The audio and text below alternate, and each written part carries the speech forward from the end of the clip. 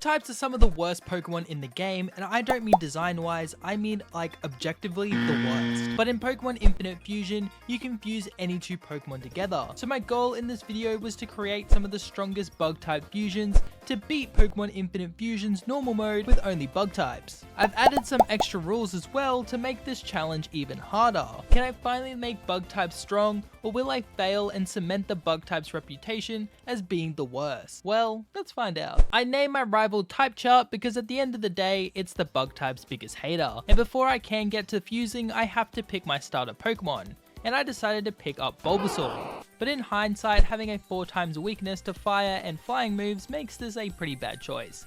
But hey, he's pretty cute and destroys my rival Squirtmander with a crit tackle. I deliver a package to Professor Oak and we finally get Pokeballs, and I won't be going over every non-Pokemon I catch, but in Viridian Forest I'm able to get my hands on the OG bug types, Weedle and Caterpie. I fused the newly caught Caterpie with my starter to make this surprisingly adorable Catasaur, and then I fuse a Weedle and Pichu to make the friend-shaped Weechu. And one of the few advantages of the bug type is that they normally evolve super quickly, so it doesn't take long for Weechu to evolve into Catchu and for Catasaur to evolve into Metasaur. My starter then evolves again, but this time into the adorable Buttersaur, and this fusion looks so much better than I thought it would. I then fight Type Chart again, but Catchu rips his team apart with a barrage of Thunder Shocks. And not long after beating my rival, Catchu evolves into Pichu, who is just the shortest of kings. I then caught another bug type in Ladybar who I fused with Tangela, but this guy won't see much action. I've now got 3 fusions on the team, but Brock was going to be tough since he is a rock type master. But I just have to hope that my fusions are strong enough to take him on. Brock starts the battle off with a rock flying type in GOG, but thankfully Pichu is able to land a Thunder Shock for huge damage.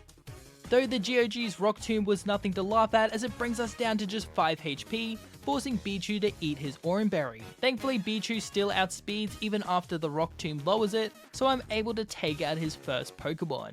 But this brings in his ace Dignics, and Pichu is definitely slower, so I bring in Buttersaur, who gets smacked by a Rock Tomb on the switch. Thankfully she's able to heal thanks to a held Oran Berry, but would that be enough? With my speed lowered, I'm definitely not outspeeding, and will Vine Whip even one-shot it? If Dignics outspeeds and knocks us out, or if this attack fails to KO, then I will lose the run, and bug types will forever be bad. But all I can do is press Vine Whip and pray.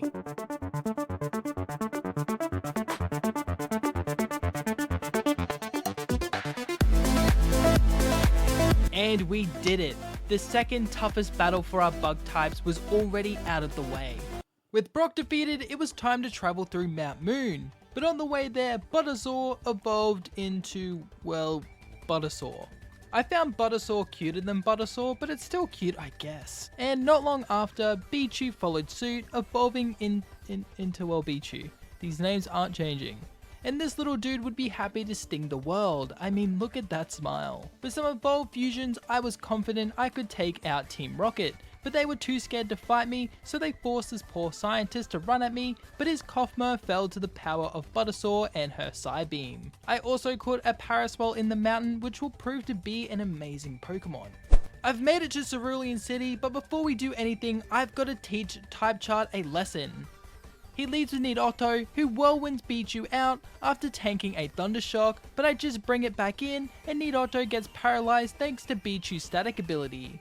A couple of Thunder Shocks from here eventually finish it off, even with him healing with super potions. Type Chart brings out his starter Squirtmillion, and Pichu paralyzes it with a Thunder Wave and it immediately gets fully paralyzed. A Thunder Shock from Pichu is looking like a 3-shot, so I keep trading attacks, leaving Pichu on 3 HP before finishing Squirtmillion off with one last Thunder Shock. Mantata is next, so I send in Buttersaur, who one-shots it with Psybeam, leaving him with Abra, but it only knows Teleport, so I'm able to sit back and freely take it out with a couple of moves. I make my way to Bill's house and unfuse him, and he thanks me with an SS Anne ticket. But I can't enjoy the cruise before getting my second badge, and unlike Brock, Misty shouldn't cause me any troubles. And yeah, Pichu just wrecks her team, as 2 Thunder Shocks knock out Jigglydean, and 2 Twin Needles take out Oju, and that's a easy second badge. On the way to Vermilion, my Ladybar evolved into Lady In, but this caused quite the mismatch fusion, so I'll have to find him another partner later. I also evolved Paris into Parasect, and I waste no time at all fusing it with Diglett, and having access to a fast Spore Pokemon is invaluable, so I was super happy with this fusion. I then fused Ladian and Graveler to make the goofiest yet fluffiest fusion of the run, Ledler. But Ledler isn't only goofy, it's also a monster as it rollouts through Type Chart's whole team, making this the easiest rival fight all run. I then get manipulated to giving Dan Snyder here a back rub so I can get the cut HM and take on Lieutenant Surge. But before that, Paralette evolved into its final form, Paratrio, which will prove to be the ultimate Surge counter. I spore his lead Voltbee, putting it to sleep, but a Magnitude 9 ends up putting it to bed permanently. I then roll a Magnitude 8 against his Piccolit, one-shotting it as well. And last is his Rybuzz, who might have lived a low roll Magnitude, so I put it to sleep, but end up rolling another Magnitude 8, one-shotting his ace and earning me my third badge. I then used some of the premium tickets I got from beating the gym leaders to Wonder Trade a Rattata for a Caterpie Shroomish fusion. I end up evolving it into its final form Butterloom, but I didn't want two Butterfree fusions on the team, so I'd have to find another bug to fuse my starter with.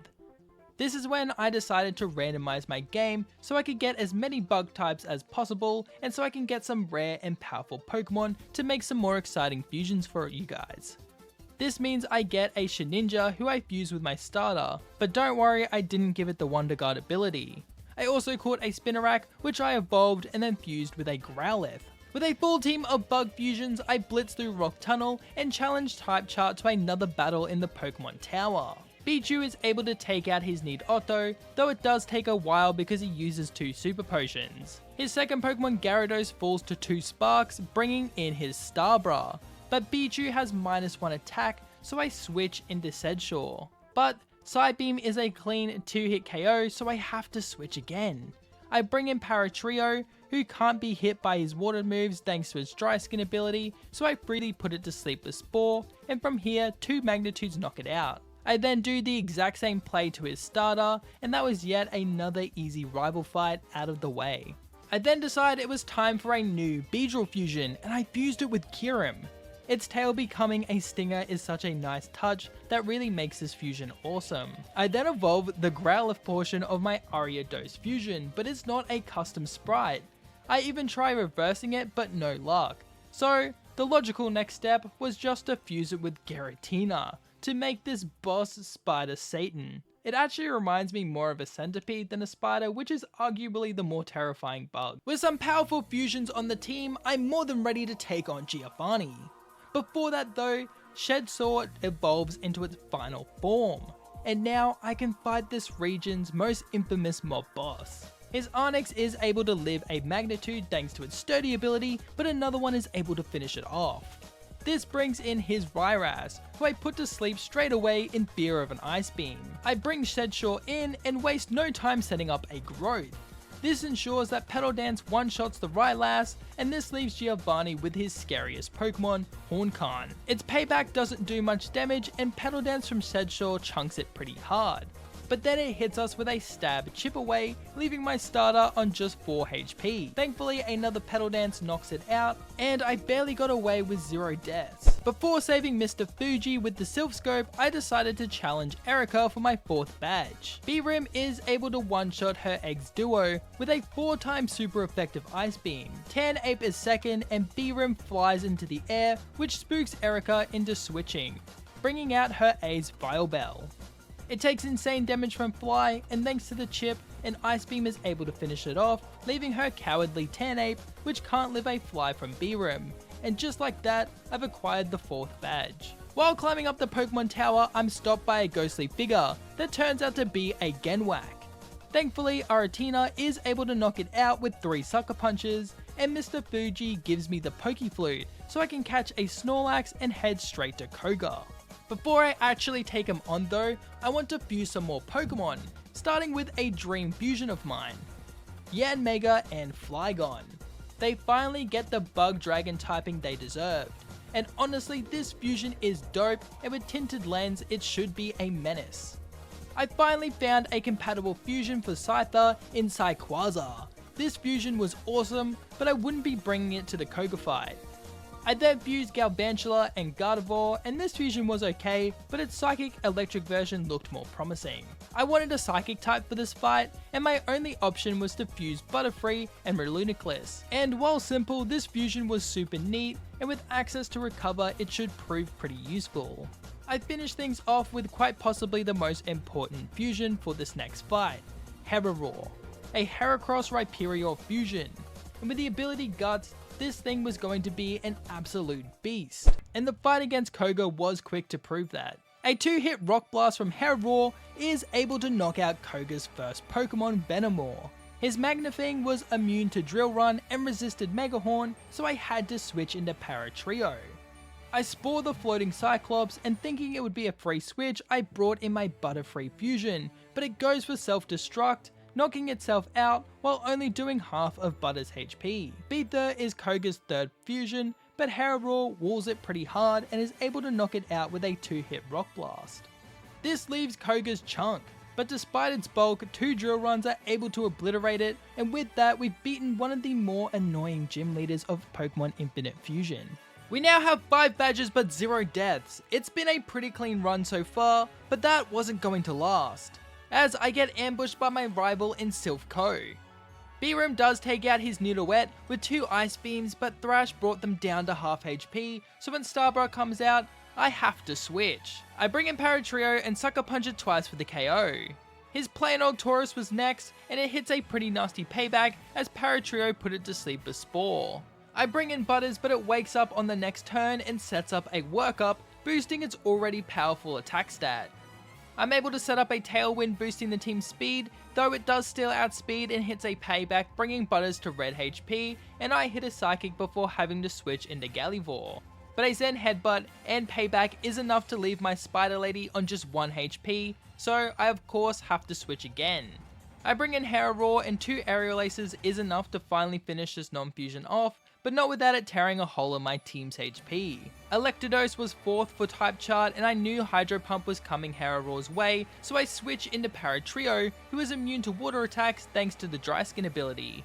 I then in my ultimate wisdom thought it couldn't touch me, but no, it wakes up and a Crunch claims first blood as I lose Parasect and Dugtrio from my fusion pool. From here, Yangon is able to finish off the battle with a couple of Earth powers, but losing Paratrio here was unnecessary, and it convinced me that if I was going to beat the next gym leaders, I'd need a new team of fusions. I start with Venusaur, and this fusion looks cute but slightly awkward, which I will admit is my favorite type of fusion. I then make another Kanto fusion with Butterfree and Blastoise, the bug water type, and he kinda looks like that kid who was like, you know, a little bit too into swimming. Then I make one of my favorite fusions, Regigigas and Ladian. This fusion was going to be a monster. I mean, hopefully anyway, it looks pretty dope. I finished the team off with Rayquaza, and now surely we can take on Giovanni. I'm not happy about it, but Type Chart joins us in battle. We lead with Venusaur and Nidoette, as Giovanni leads with Rairas and Primarino. Type Chart hits a hard wing attack into Primarino, as Venusaur gets hit by a poison jab, bringing her into the red and getting poisoned. Venusaur then fires back with a less than impressive Razor Leaf, but thankfully Rairas targeted Nidoette with Brine, so I get to keep my fusion. I switch into Heracross as Giovanni switches out Raias and brings in Gengar. He then uses a max potion on Primarino, bringing it back to full HP, and Type Chart is the only one to attack this turn, and his Earth Power brings Primarino right back into yellow HP. The next couple of turns is just trading attacks back and forth, but eventually Heracross is able to knock out Gengar with Rock Blast as Giovanni knocks out Type Chart's Nidoette. Heracross is at half HP and I don't want to catch a Brine, so I switch into Buttertoys. Tauros is able to take Primarino off the field, and this leaves Giovanni with his last 2 Pokemon when he sends out Sand Queen. Tauros and Buttertoys double target Raias, knocking it out, and from here, Sand Queen was easily taken out by a barrage of double attacks. Now surely we wouldn't have to fight Giovanni after this, right? Well, before any of that, I still got a gym challenge to finish, which brings me to Sabrina. This fight was super easy though, as Rayquaza sweeps her whole team with Fury Cutter. Finally, an easy battle in the late game. But the next challenge was just ahead as I make my way to Cinnabar Island, home to Blaine, the Fire-type Master of Kanto. And there are two truths in life: death, and bugs don't like fire. But I wasn't going to get anywhere being scared, so I pressed forward, challenging Blaine. Blaine leads with Gold Dash, and I lead with Butter Toys. I set up a Quiver Dance but get hit by a Toxic, putting an end to the idea of sweeping his whole team. Butter Toys is able to knock out Gold Dash with 2 surfs, and this brings out Blaine's second fusion, his Ace Chartdactyl. Even with a speed boost, it outspeeds Butter Toys and lands a Hyper Beam, and I heal with a held Oran Berry. A surf then barely misses the KO, and I have to switch into the chat of this run, Heracross, and a 2-hit Rock Blast obliterates Chartdactyl. An Earthquake then one-shots his Magdon, but it did confuse us before falling. 9-9 is next, but Heracross hits himself twice in confusion and then gets roared out, bringing back Butter Toys in. But I safely bring Heracross back out and finish this battle off with 2 Earthquakes. Now Zapmo Kuno was next, and I wanted to change the rules here. The deaths won't count because this fight seems like impossible, but if I white out, then that's a reset. So the stakes are still high, and I start things off with Yangon. And she lands a huge Rock Slide, proccing both the Moltres and Articuno's Rock Resist berries, though I did sadly miss Zapdos. An Ice Beam then one-shots her, but she did her job. I bring in Butter Toys for another spread attack with Surf, but a Thunderbolt knocks him out. I then bring in Bichu third, and Discharge is starting to whittle them all down, but Bichu falls to a Flamethrower. So I bring in Heracross, who is able to finish off both the Moltres head and Articuno head with Rock Blast. I then land a sad Rock Blast due to the Charty Berry, and Heracross falls to a Drill Peck from the Zapdos head. Legigas is able to land 2 Dizzy Punches but falls to a Drill Peck, leaving Psyquaza. If I get KO'd here, then the run is over, but Extreme Speed is thankfully enough to claim the KO, so we beat the legendary 3-headed bird. Giovanni is done with us, but I'm not done with him, as he's the last badge stopping us from entering the Elite Four. So I rush to go take him on, but this battle is pretty easy, as Blastoise gets to +3 with Quiver Dance and washes away Giovanni's whole team with Surf, leaving just the Elite Four in our way to becoming champions. The Elite Four are Kanto's strongest trainers, so I will need some new fusions. I start with a Togekiss Volcarona fusion, which makes this adorable Volcakiss and is so fluffy but so strong, and should be a great help for the Elite Four. I fuse Ninjask and Galvantula, making this pretty gnarly fusion, but he won't be joining the Elite Four team. This Arceus Beedrill fusion looked awesome as well, and will definitely be joining the team because that is power right there. I love that its sides are little honeycombs as well, it's such a cool concept. I then fused Rayquaza and Scizor, and this was a pretty sick fusion, with Scizor wearing a Rayquaza cosplay, it was pretty cool. And last up is Venuchu. But don't let his cute exterior fool you, with the access to Sleep Powder and Quiver Dance, Venuchu is going to be a monster for the Elite Four. I then round out the team with Butter Toys and Heracross, so with my Elite Four team completed, I lead with Venuchu as she leads with Maggon.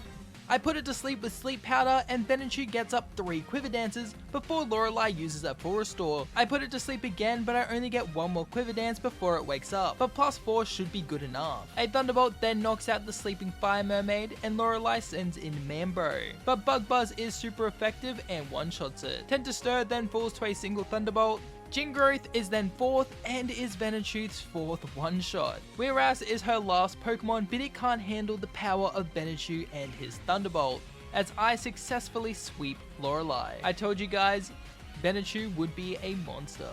Next up was Bruno, and I wanted to show him that real strength is Venuchu. I put his lead Mavaya to sleep, but I can only get 2 Quiver Dances off before it wakes up. I put it back to sleep and then take it out with 2 Thunderbolts. Marichan was second, so I put it to sleep and safely fired off 2 Bug Buzzers to take it out. I knew I wouldn't be able to touch his third Pokemon Steechamp, so I switch into Heracross, and he takes a bunch of damage from submission, but Earthquake brings Steechamp into the red, and on the next turn he switches out into Scizorcross. But the Earthquake brings it down to the red as well.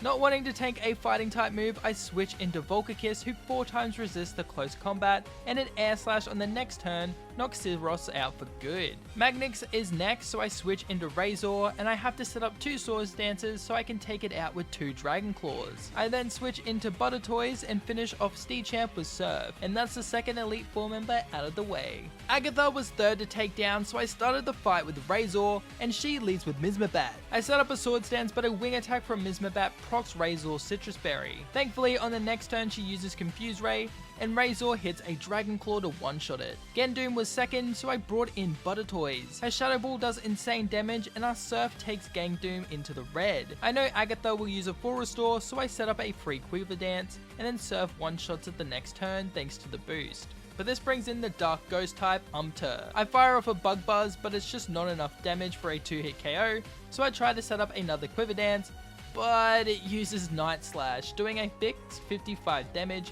and killing Butter Toys. The second death of the run. I use a combination of Quiver Dance and Wish with Volcakiss, and eventually I am able to take it out with Bug Buzz. Snorgar is up next, and Air Slash isn't able to one-shot, so I set up another Quiver Dance and it retaliates with a Body Slam, but ends up getting burnt thanks to Flame Body. I set up a Wish as Snorgar rests, so I use this chance to set up a couple more Quiver Dances, and then finish it off with 2 Air Slashes. Wobgar is last, but 1 Bug Buzz wins me the fight. Losing Blastoise does suck, but I think we should be fine to still take on Lance. Lance leads the battle with Dragados, and I lead with Besius. 2 Dragon Claws from Besius is able to take out Lance's first Pokemon, while it only sets up a Rain Dance. Second is Togonite, and Besius is able to fire off 2 Poison Jabs before being taken out by an Outrage. Since he's still locked in though, he can't full restore, so I bring in Razor, who extreme speeds to finish off the red HP. Pterodactyl is up next, and this thing terrifies me, so I bring in Heracross. His Brave Bird does insane damage, but for some reason Lance full restores the recoil damage he did to himself, so I can fire off a free Rock Blast to knock it out. Earthquake then one-shots his Typhlosion Dragonair fusion, and this brings in Porygra. Thinking I would catch a water type move, I switch into Razor, but it Dragon Pulses, one-shotting Razor. Another death in this brutal Elite Four run. I bring in Benechu, who misses his first Sleep Powder and gets smacked by a Tri-Attack. I heal a bit with a held Citrus Berry, and on the next turn we land the Sleep Powder. I fire off a Thunderbolt thinking it was a water normal type because I'm dumb, but I just end up setting up 2 Quiver Dances and finishing off his last Pokemon with Bug Buzz. But now I was left with just 3 Pokemon for the champion fight. Type Chart leads the battle with Nidoette, who sets up Swords Dance as Heracross's Rock Blast is just shy of the KO. He heals up with a full restore, but thankfully we hit a high roll Rock Blast and one-shot the Poison Bird. He brings in his own Rhyperior Fusion second, but all it does is fire off a Drill Run, but our Earthquake is doing a lot more damage. Type Chart then uses 3 full restores until he eventually switches out into Tortor, and this looked like the perfect setup tool. I bring in Volcakiss, and Zen Headbutt is doing a lot more damage than I thought it would. Thankfully, it missed the second one, so I can set up a free Wish. I then use Quiver Dance as Zen Headbutt activates my Flame Body ability, so now his attack is halved. I then heal with a held Citrus Berry, and with Wish, Volcakiss is back to full HP, and from here, I freely set up with Quiver Dance while healing with Wish. The band damage ends up taking out my setup folder, but from here, Volcakiss finishes off Rhyperior with Bug Buzz. Blastoise lives in Air Slash but flinches, so another Air Slash takes it out. Electabuzz falls to a Bug Buzz, and Starkazam also falls to a single Bug Buzz, and with that, I've beaten Pokemon Infinite Fusion using only Bug types. If you enjoyed this video, you might want to check out my last 2 fusion videos where I beat this game with only Ghost types and only Gardevoir fusions. But with that guys, I hope you have a lovely day, and I hope your dogs and cats are extra cuddly for you.